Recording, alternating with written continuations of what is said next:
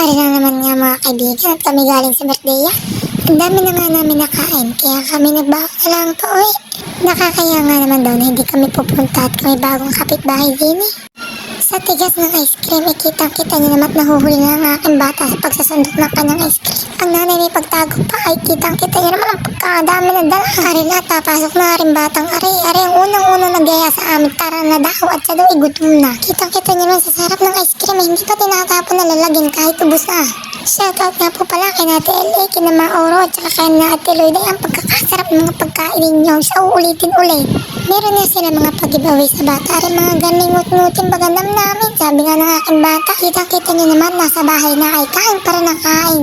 Nagpabukas nga rin batang ari ng pagkain. Ay nagagalit at hindi daw ari at yun naman daw isang strawberry.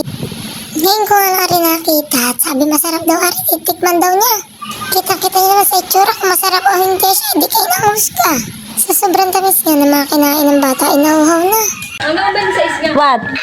Ay, no!